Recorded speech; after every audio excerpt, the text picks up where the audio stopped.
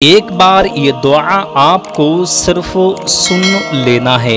आपको ये दुआ पढ़ना नहीं है, सिर्फ सुन लेना है। जिस घर में ये दुआ सुनी जाएगी वो घर कभी पैसों से खाली ना रहेगा। एक बार ज़रूर सुन लीजिए। दौलत में बेशुमार बरकतों के लिए ये दुआ आप एक बार ज़िंदगी में ज़रूर सुनिए। इस दुआ की इतनी बरकतें, इतनी फजीलतें हैं जो आप अंदाज़ा भी नहीं लगा सकते हैं।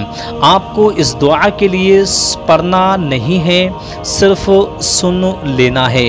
आपको ना ही पढ़ना है ना ही देखना है, सिर्फ अपने कानों से सुन लेना है। बस आपके सामने कुछ ही देर में हम पेश करने वाले हैं। शुरुआत करने से पहले आपसे एक छोटी सी गुजारिश है, अगर आप हमारे चैनल पे नए हैं तो चैनल को हमारे सब्सक्राइब कर लीजिए।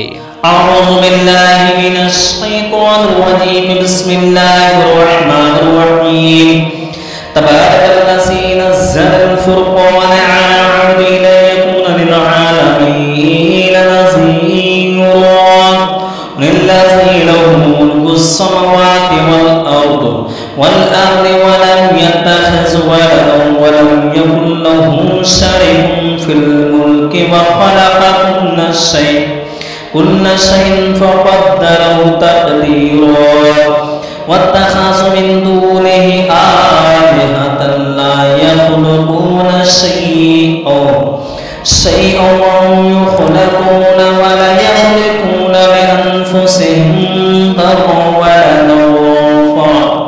ولا نفعا ولا يملكون موتا ولا حياة ولا نشورا. وقال الذين كفروا إن هذا إلا إفك نفتراه عانوا عليه قوما آخرون وقد جاءوا ظلما وزورا.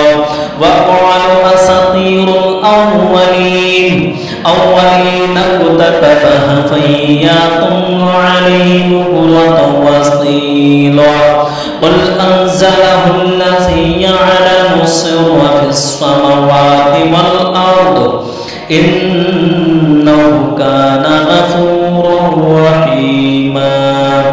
وقالوا ما لهذا الرسول يأكل الطعام ويمشي في الأسواق لولا أنزل إليه ملك فيكون معه نذيرا أو يلقى إليه كنز أو تكون له جنة يأكل منها. وقال الظالمون إن تتبعون إلا رجلا مسحورا. انظر كيف ضربوا لك الأمثال فضلوا فلا يستطيعون سبيلا. تبارك الذي إن شاء جعل لك خيرا من ذلك جنات تجري من تحتها الأنهار ويجعل لك قصورا بل كذبوا بالساعة وأعتدنا لمن كذب بالساعة سعيرا. إذا أتهم من مكان بعيد سمعوا لها تغيظا وزفيرا. وإذا قلتم منها مكانا ضيقا مقرنين دعوا هنالك صبورا. لتدعوا اليوم صبورا واحدا وادعوا صبورا كثيرا.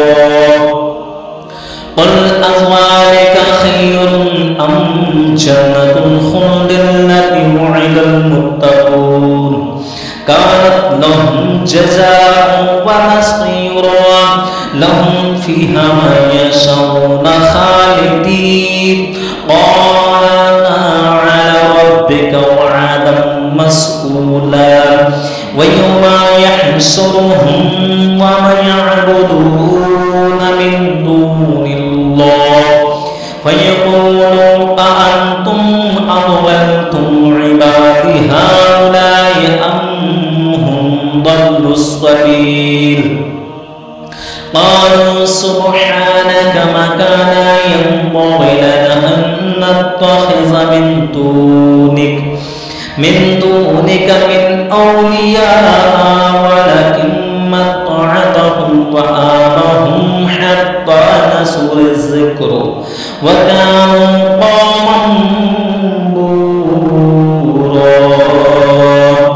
فقد كذبوكم بما تقولون فما تستطيعون صرفا ولا نصرا ومن يظلم منكم نذقه عذابا كبيرا وما أرسلنا قبلك من المرسلين إلا إنهم ليأكلون الطعام ويمشون في الأسواق وجعلنا بعضكم لبعض فتنة أتصبرون وكان ربك بصيرا وقال الذين لا يرجون لقاءنا لولا أنزل علينا الملائكة نرى ربنا لقد استكبروا في أنفسهم وعتوا عتوا كبيرا يوم يرون الملائكة ألبصر يومئذ للمجرمين ويقولون حجرا محجورا وقدمنا إلى ما عملوا من عمل فجعلناه هباء منصورا أصحاب الجنة يومئذ خير مستقرا وأحسن مقيلا ويوم تشقق السماء بالغمم ونزل الملائكة تنزيلا الملك يومئذ الحق للرحمن وكان يوما على الكافرين عسيرا ويوم يعض الظالم على يديه يقول يا ليتني اتخذت مع الرسول سبيلا